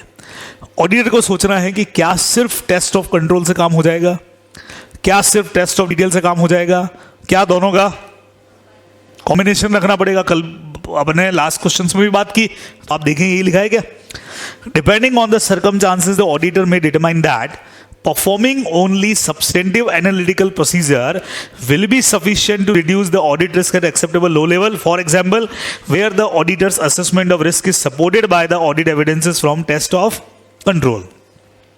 पहली चीज, क्या सब्सटेंटिव एनालिटिकल प्रोसीजर को लगाना जरूरी है क्या, ताकि हम एक्सेप्टेबल लो लेवल के ऊपर आ जाएं। Second, only test of details are appropriate, क्या सिर्फ टेस्ट ऑफ डिटेल लगाना ही एप्रोप्रिएट होगा क्या। तीसरा, क्या दोनों का कॉम्बिनेशन चाहिए क्या, किसका कॉम्बिनेशन, टेस्ट ऑफ कंट्रोल की बात नहीं हो रही है शायद यहां पे, किसकी बात हो रही है, एनालिटिकल प्रोसीजर और टेस्ट ऑफ डिटेल। अब सुनो, अगर ऐसे 500 आपने पढ़ा हो तो आप जानते हैं एक होता है टेस्ट ऑफ कंट्रोल, है ना, और साथ में आते हैं सब्सटेंटिव प्रोसीजर्स आते हैं, है ना। सब्सटेंटिव के 2 पार्ट हैं यूं देखें तो, कौन कौन से, एक तो टेस्ट ऑफ डिटेल, है ना, और दूसरा एनालिटिकल प्रोसीजर्स, है ना। टेस्ट ऑफ डिटेल में अपन करते हैं, आपको ध्यान हो तो वाउचिंग और वेरिफिकेशन, और एनालिटिकल तो अपने आप में अलग से ऐसे आपको दे ही रखा है, ओपन करते ही हैं, ये तरीका होता है। तो अब हम इस क्वेश्चन में ये पूछ रहे हैं कि भले ही आपने टेस्ट ऑफ कंट्रोल किया हो, हमको सब्सटेंटिव की जरूरत क्यों है, तो हमने बता दिया सर, अगर आपको एक एक्सेप्टेबल लो लेवल के ऊपर रिस्क को लेकर के आना है, ठीक है, तो हमको सब्सटेंटिव प्रोसीजर लगाने पड़ेंगे, सिंपल है। फिर हमने ये भी कहा कि हो सकता है टेस्ट ऑफ कंट्रोल सारे मटेरियल मिसस्टेटमेंट को सेलेक्ट आइडेंटिफाई नहीं कर पाए। दूसरा हमने कहा कि सर टेस्ट ऑफ कंट्रोल में आईसीएस को देखा जाता है, आईसीएस की अपनी खुद की कुछ इनहेरेंट लिमिटेशंस है, उसके लिए हमको इसकी जरूरत पड़ती है। अब इसकी जरूरत में भी क्या करना है, टेस्ट ऑफ डिटेल से लगता है तो वो काम कर लो, एनालिटिकल से ही हो सकता है तो वो कर लो, अगर दोनों के कॉम्बिनेशन की जरूरत है तो कॉम्बिनेशन कर लो। ये प्योरली डिसाइड करना पड़ेगा किसको, ऑडिटर को। ठीक है, अच्छा आगे हमने बताया भी, अभी अभी मैंने कहा टेस्ट ऑफ डिटेल कर लो या एनालिटिकल प्रोसीजर लगा लो या दोनों का कॉम्बिनेशन कर लो। तो सर एनालिटिकल प्रोसीजर कहाँ ठीक रहते हैं, उसके लिए तुमको चैप्टर पढ़ना पड़ता है, अलग से हमारा एक चैप्टर है एनालिटिकल प्रोसीजर का, है ना। अभी रीजंस यहाँ पे दिया है हमने छोटा सा, देखो 520 अपना इसी के ऊपर है। Substantive analytical procedure are generally more applicable to large volume of transaction that tend to be predictable over time। और ऐसे का नाम भी अपन ने दिया 520, जो आपको रिक्वायरमेंट्स बता देता है कि कहाँ कहाँ पे एनालिटिकल प्रोसीजर लगाने चाहिए। अब जिन्होंने पढ़ लिया उनको याद दिला दूँ, एनालिटिकल प्रोसीजर में हम लोग रेशियो एनालिसिस निकालते थे, ट्रेंड एनालिसिस करते थे, है ना। तो ये सब तभी होता है जब बहुत वॉल्यूम के अंदर आपके ट्रांजैक्शन हो, ज़्यादा ट्रांजैक्शन हो। जब ज़्यादा ट्रांजैक्शन होता है तो इस तरह की चीज़ें देखी जाती है। ठीक है, उसमें अपन एस्टिमेशन लगाते थे। याद दिलाऊं तुमको, एक एग्जाम्पल याद दिलाता हूँ जो मैंने क्लास के अंदर दिया था, है ना। मुझे लगता है कि मेरे यहाँ पे 1000 एम्प्लॉय काम करते हैं, 1000, मुझे 1000 एम्प्लॉय का सैलरी चेक करना है। 1000 एम्प्लॉय हैं, ये मैंने देख लिया है। ऑन एन एवरेज एक एम्प्लॉय का जो सैलरी है वो लगभग 4500 से 5000 के बीच में ही है, ये भी देख लिया। किसी का 4500, किसी का 4800, किसी का 5000, किसी का 4900, इसी के बीच में है। तो मैं सब चेक करने की जगह पे एक एवरेज निकाल करके 1000 इंटू 5000 कर लूंगा या 4800 कर लूंगा, एक अमाउंट आ जाएगा। उसको मैं टोटल सैलरी के अमाउंट से मैच करके देख लूंगा, लगभग अगर बराबर दिख रहा है, ज़्यादा फर्क नहीं हो तो मुझे भी पता है कि भाई मैंने एक नॉर्मल एक अमाउंट लिया है, तो अगर ज़्यादा फ्लक्चुएशन नहीं दिख रहा है कि हाँ लगभग एग्जैक्ट निकालता तो इतना आ ही जाता, तो ओके कर लूँगा, उसको पूरा चेक नहीं करूँगा। ये कब करते हैं, जब बहुत ज़्यादा वॉल्यूम में आपके पास में ट्रांजैक्शन होते हैं। मैंने आपको एक और एग्जांपल दिया था, है ना। मैंने आपको कहा था कि कोई गुड्स हम प्रोड्यूस करते हैं, बनाते हैं, जिसकी पैकेजिंग पे एक मटेरियल लगता है। ठीक है, एक गुड्स की पैकेजिंग में 10 रुपये का पैकिंग मटेरियल लगता है, कॉस्ट ऑफ प्रोडक्शन वगैरह नहीं, पैकिंग मटेरियल ओनली 10 रुपये का ही है। और 1 लाख पीस हमने बनाया है। अब मैं सारे 1 लाख पीसेस का पैकिंग मटेरियल चेक करने बैठूंगा तो बहुत टाइम लग जाएगा। तो मुझे पता लग गया एक का करीबन 10 रुपया लगता है, तो 1 लाख का कितना लगता होगा, एक अमाउंट मेरे सामने आ गया, उससे मैच कर लूंगा। थोड़ा बहुत फ्लक्चुएशन दिखेगा अगर तो चलेगा, क्यों चलेगा, हो सकता है पूरे साल भर में कभी रेट थोड़ी सी इंक्रीज हुई हो, कभी थोड़ी सी घटी हो, कभी कुछ काम में आ गया हो पुराना पड़ा हुआ, तो वो अगर मैच करता है तो मुझे फिर सब चीज़ों को देखने की जरूरत नहीं पड़ेगी। ये सब अपन करते हैं एनालिटिकल प्रोसीजर के अंदर, है ना। इन्होंने यहाँ पे देखे भी रखा है, देखो प्रिडिक्ट करते हैं अपन। ये जो मैंने अभी बोला ये सब क्या था, प्रिडिक्शन ही तो था, है ना। उसमें बजट भी करते हैं अपन, वो भी प्रिडिक्शन है। तो एनालिटिकल प्रोसीजर कब लगाना होता है, जब आपके ट्रांजैक्शन बहुत ज़्यादा वॉल्यूम में हो। फिर इन्होंने डिटेल नहीं दे के आपको बोल दिया कि ऐसे 520 के अंदर हमने आपको ये दे के रखा है कि कहाँ कहाँ पे एनालिटिकल प्रोसीजर अप्लाई होता है। अच्छा, नेक्स्ट पॉइंट पढ़ के मुझे बताओ, टेस्ट ऑफ डिटेल के लिए इन्होंने क्या बोला है। अगला पैराग्राफ पूरा पढ़ो, 4th पॉइंट पूरा का पूरा, देखो क्या समझ में आता है।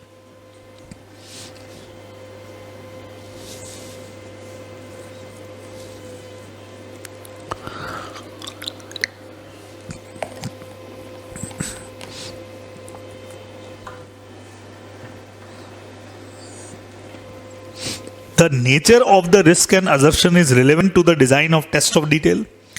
Test of detail related to existence or occurrence assertion may involve selecting from items contained in a financial statement amount and obtaining the relevant audit evidences.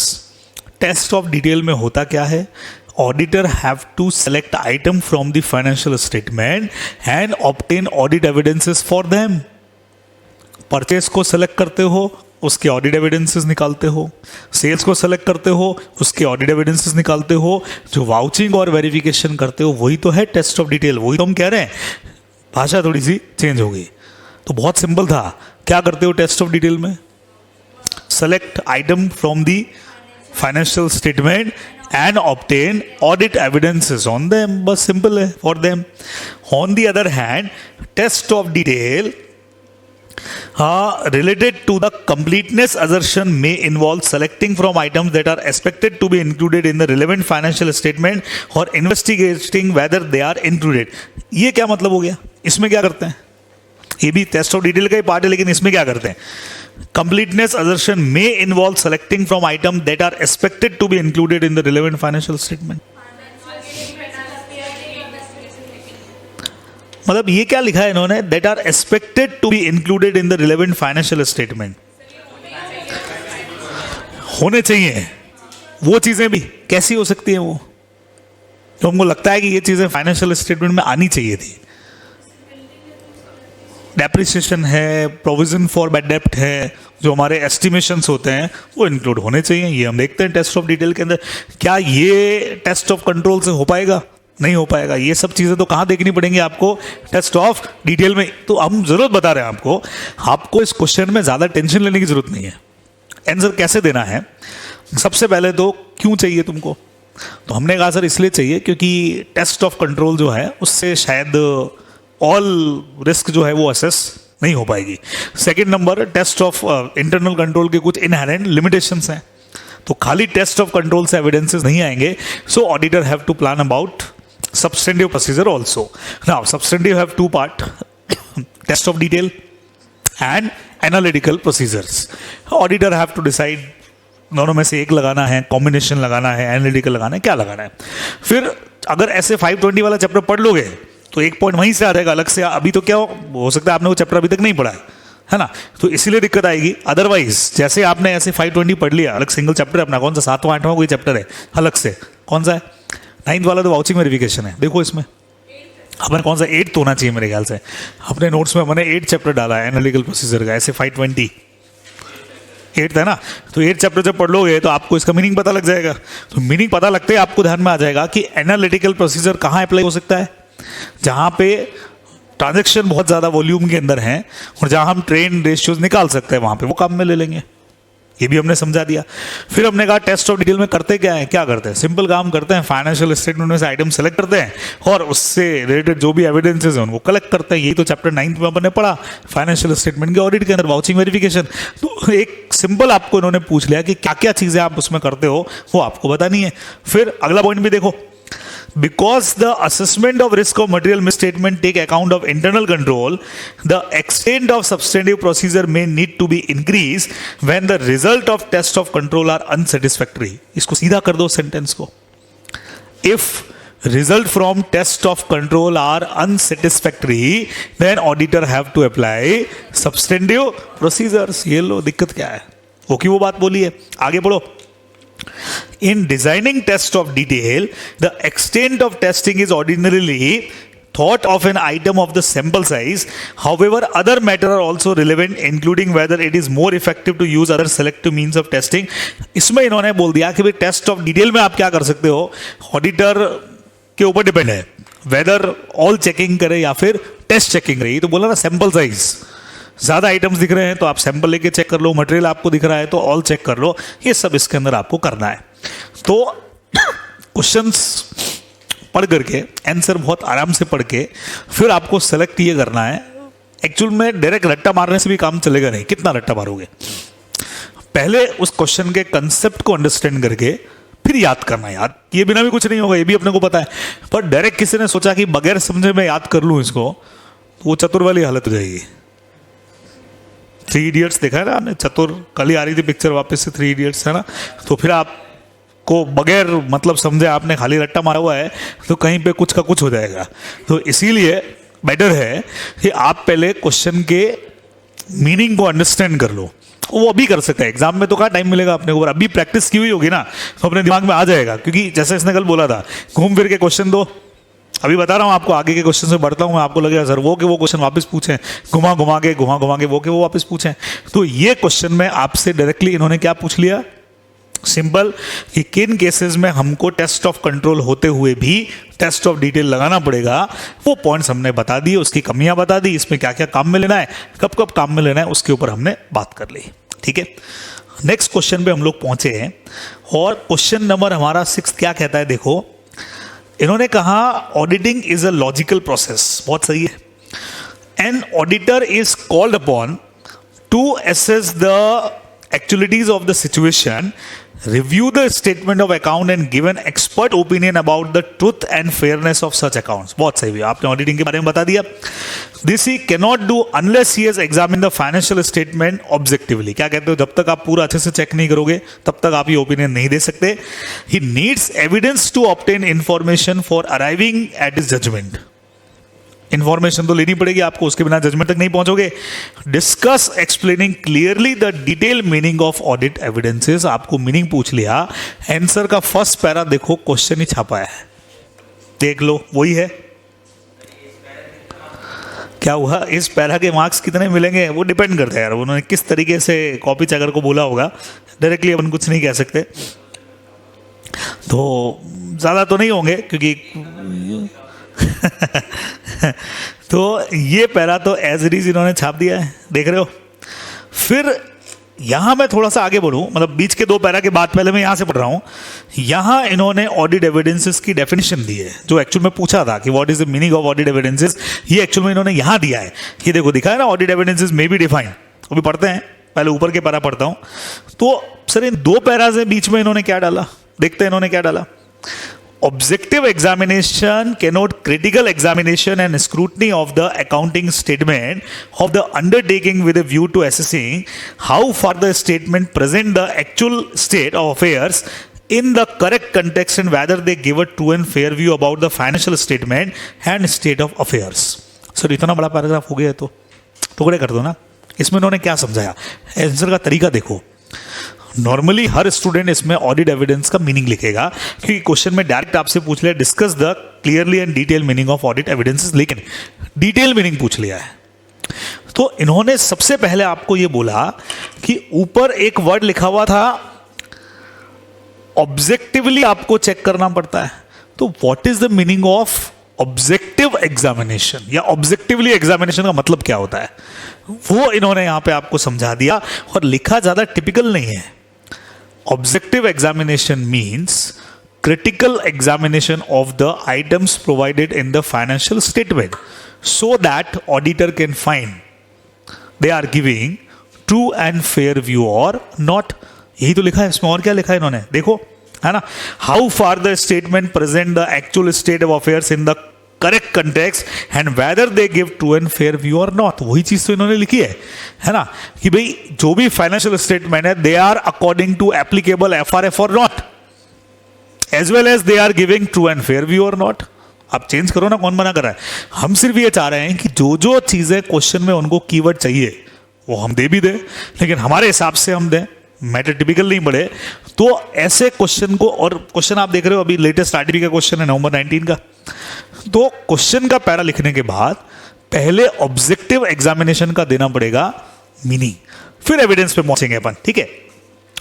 Now he needs evidence to obtain information for arriving his judgement. वो तो पता ही है अपने को, evidence अपने को क्यों चाहिए, ताकि हम जजमेंट या ओपिनियन तक पहुंच सके.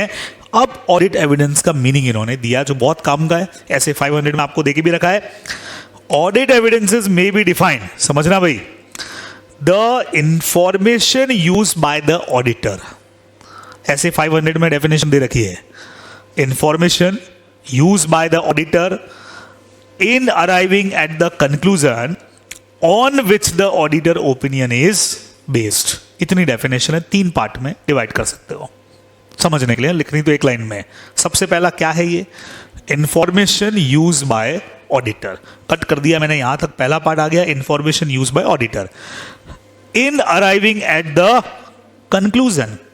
In arriving at the conclusion on which auditor opinion is based. अपना तरीका यही होता है, अपने पास में एक इंफॉर्मेशन आती है जिसको अपन एविडेंस बोलते हैं, है ना.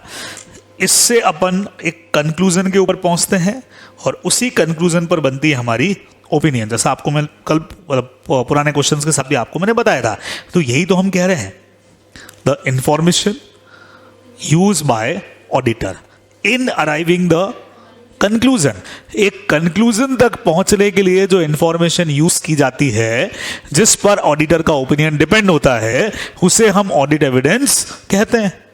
वापस से बोलो, क्या है definition, information use by auditor in arriving the, audit conclusion on which auditors opinion is based, उससे हम कहते हैं। और तो वो जो इंफॉर्मेशन आपने निकाली कंक्लूजन तक पहुंचने के लिए जिस पर ऑडिटर का ओपिनियन बेस्ड था, उसे हम कहते हैं ऑडिट एविडेंस। ये ही लिखनी पड़ेगी क्योंकि ये डेफिनेशन ये दे रखी है आपको उसमें ना। हम नॉर्मली कोई लिख दे अगर डेफिनेशन ऑडिट एविडेंस तो कुछ भी हो सकती है ना। In audit auditor have to obtain some evidences about true and fairness of the entries, it's called audit evidences। तो 50 डेफिनेशन आप बना के लिख सकते हो, पर नंबर इसके अंदर मिलने वाले नहीं है क्योंकि डेफिनेशन तो आप लॉ में भी जानते हो, जो है वही देनी पड़ेगी आपको, उसको अपन चेंज नहीं करते और आसान है, टिपिकल डेफिनेशन नहीं है। फिर क्या लिखा है ऑडिट एविडेंस। अब इस यहां से क्वेश्चन का अगला पार्ट शुरू हुआ। ये जो ऑडिट एविडेंसेस है इसमें दो चीजें इंक्लूड होती है। सबसे पहले नंबर पे है अकाउंटिंग रिकॉर्ड और दूसरे नंबर पे क्या है अदर इंफॉर्मेशन। देखो आगे इन्होंने दो पार्ट दे भी दिए। दो तरह से आपके पास इंफॉर्मेशन आती है भाई, एविडेंसेस दो तरह के, एक तो जो अकाउंटिंग रिकॉर्ड्स से मिल रही है और दूसरी जो आपकी अदर इंफॉर्मेशन है। तो मैं चाह रहा हूं फर्स्ट आप पढ़ो, देखो आपको सब आता है। Information content in the accounting records, यही तो आपका एविडेंस भी है। चेक करो क्या लिखा हुआ है।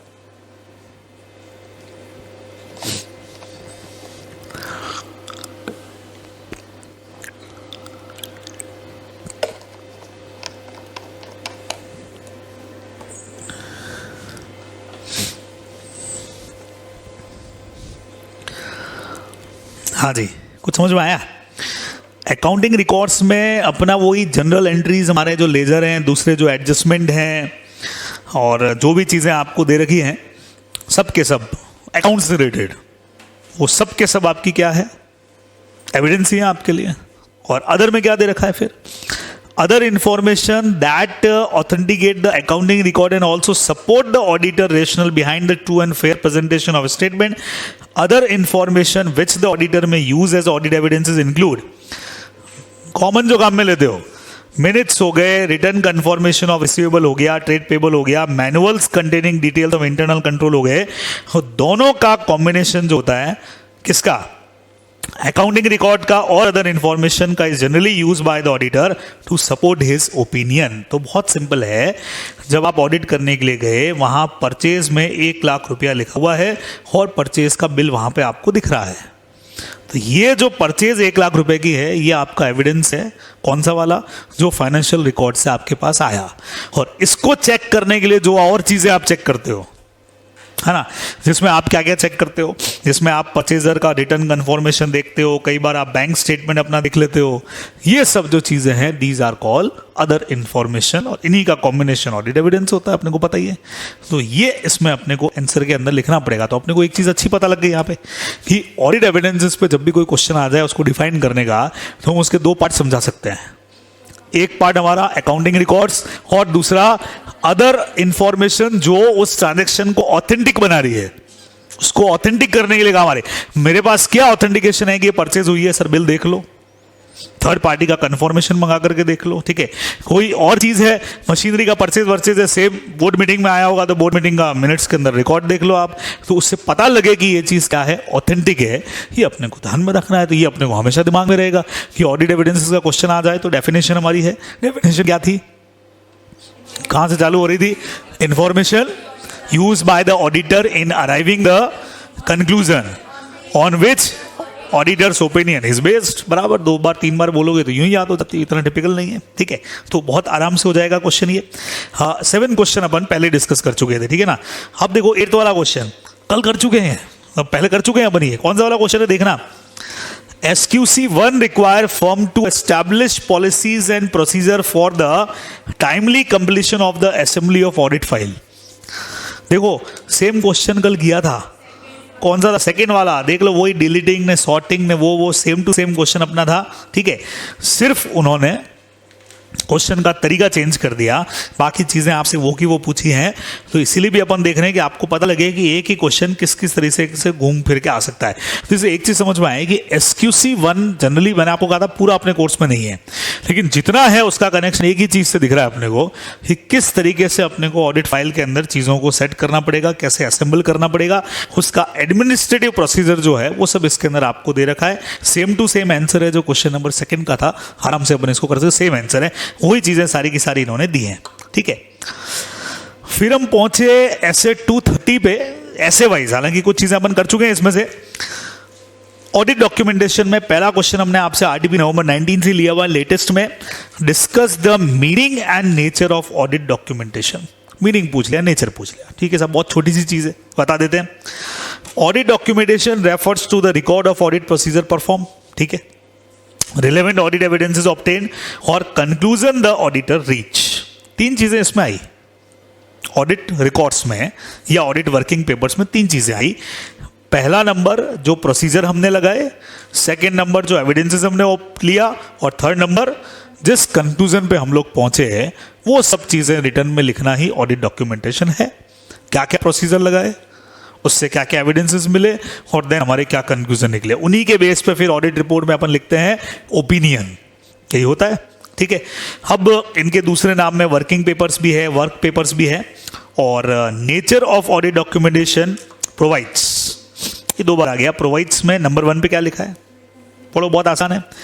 Evidences of the auditor basis for a conclusion about the achievement of the overall objective and evidence that audit was planned and performed accordance with the essays and applicable legal and regulatory requirement। ये जो working paper है, ये दो चीज़ों का सबूत है। पहली किस चीज़ का सबूत है कि हमने अपने ओवरऑल ऑब्जेक्टिव को जो ऐसे 200 में पढ़ा था उसको अचीव किया। दूसरा किस बात का सबूत है कि हमने जो भी लीगल रेगुलेटरी रिक्वायरमेंट्स थी उन सबको भी फुलफिल किया, उसी तरीके से हमने ऑडिट को प्लान और परफॉर्म किया है।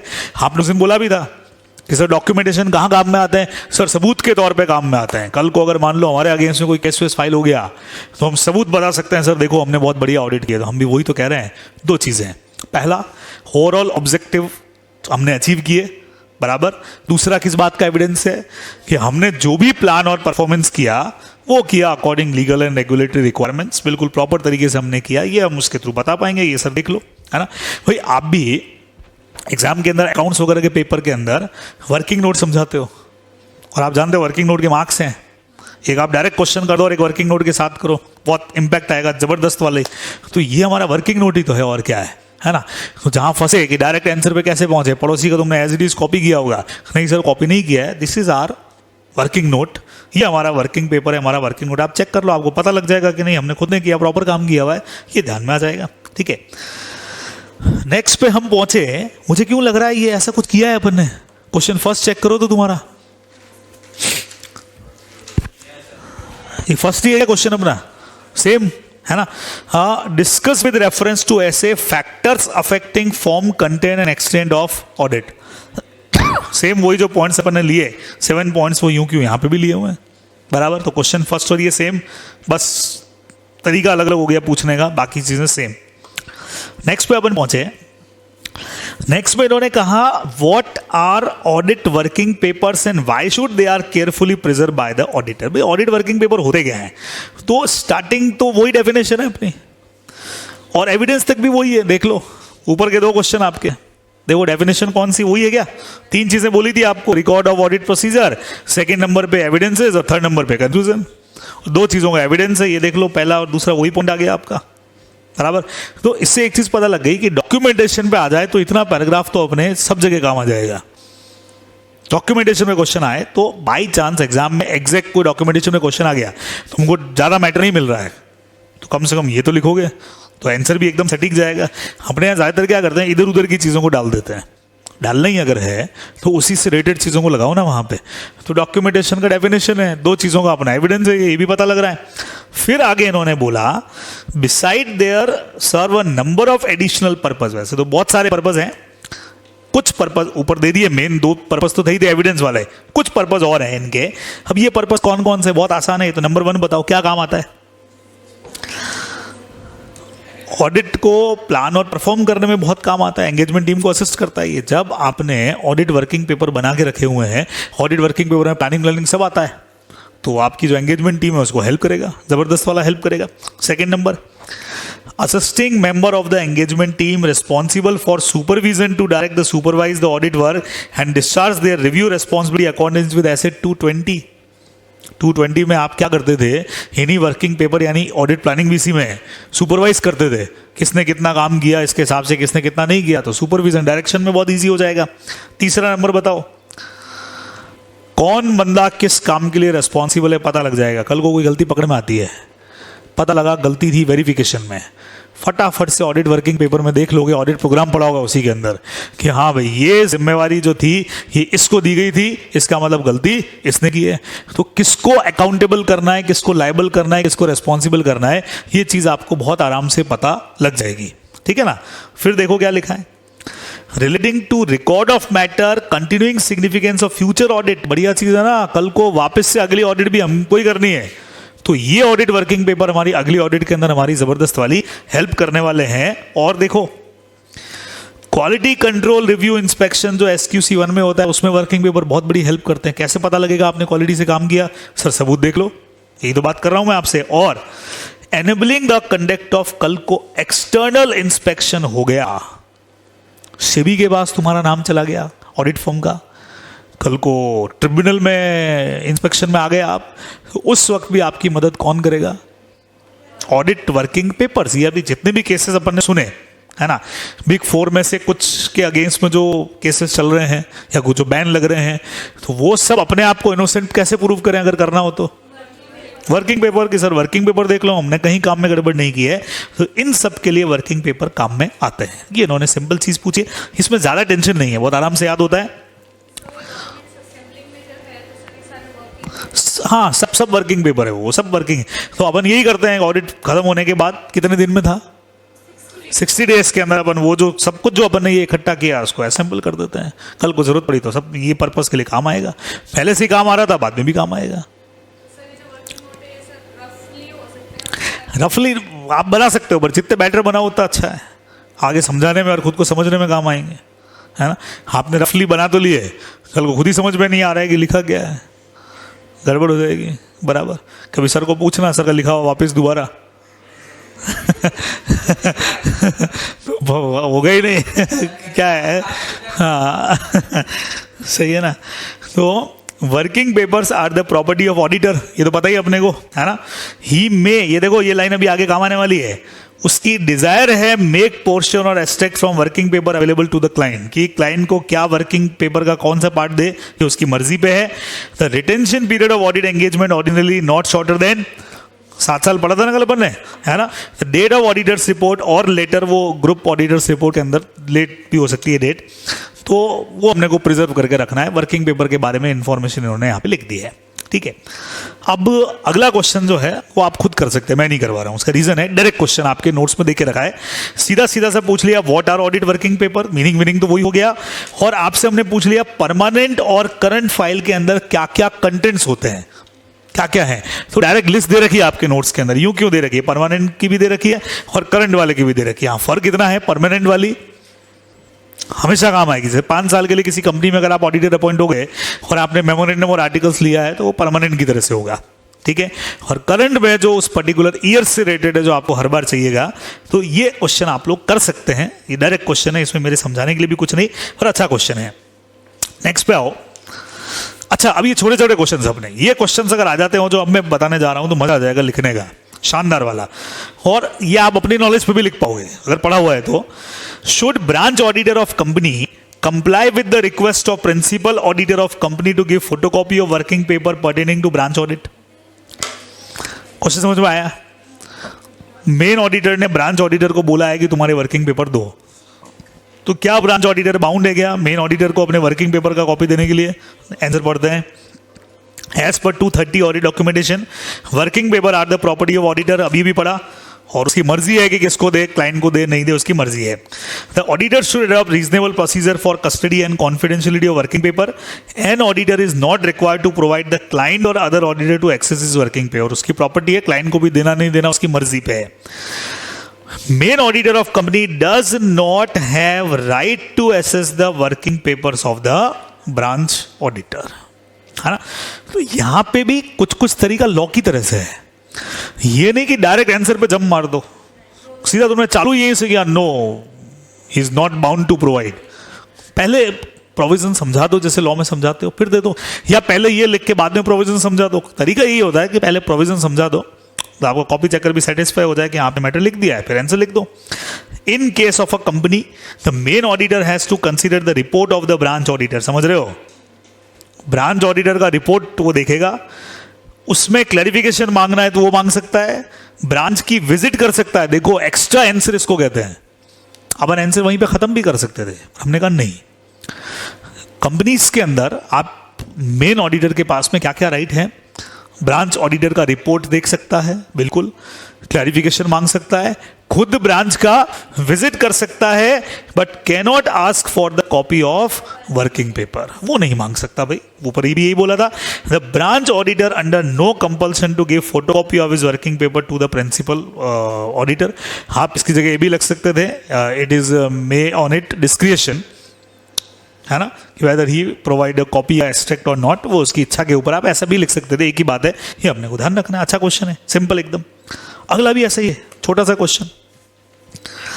इन्होंने लिखा Health Zone Messrs Health Zone a partnership firm running a nursing home leave decided to discontinue you as an auditor for the next year and request you to hand over all the relevant working paper of the previous year. बहुत होशियार हो, हमको discontinue भी कर रहे हो, हमसे चाहते हो कि वर्किंग पेपर दे दें ऐसी की तैसी। कमेंट ऑन द फॉलोइंग, हरगिज नहीं देने वाले, सेम आंसर रिपीट आ जाएगा भाई। क्या कहते हो, हमारा प्रॉपर्टी है, हम कुछ भी देने वाले नहीं है, उसकी चॉइस है, उसका डिस्क्रिएशन है, same answer. Hence in the instant case management of Health Zone can not insist upon the auditor to hand over the working paper of the previous year. आप हमको इंसिस्ट नहीं कर सकते हो, सेम आंसर है as it is, अपने को ध्यान रखना है। अगला पढ़ा हुआ है आपने, कुछ पॉइंट्स का समराइज फॉर्म आ गया। What does asset 230 says about, utility क्या है, ओनरशिप किसके पास है, कस्टडी किसके पास रहेगी, और रिटेंशन पूछ लिया। जो अपन ने अलग अलग जगह पढ़ा ना, वो एक साथ इन्होंने सारे पॉइंट पूछ लिए। तो यूटिलिटी क्या है भाई, फटाफट बता दो। Audit documentation working paper help in planning and performance the audit supervision and review of the audit work, इसमें काम आता है ना, अपन पढ़ा ना भी। And provide evidence of the audit work perform to support the auditor's opinion, simple meaning है, ठीक है। ओनरशिप पढ़ाने की जरूरत नहीं, मुझे पता ही आपको, बार बार आ गया, तीसरी बार ही आ रहा है ऊपर से क्वेश्चन में। Custody, auditor should adopt reasonable procedure for safe custody and confidentiality of working paper, ये ऑडिटर का काम है, उसकी प्रॉपर्टी है, तो he have to apply some procedure for maintaining custody of the working papers, ऊपर भी आया था ये। रिटेंशन 7 years वही अपने को देना है बराबर।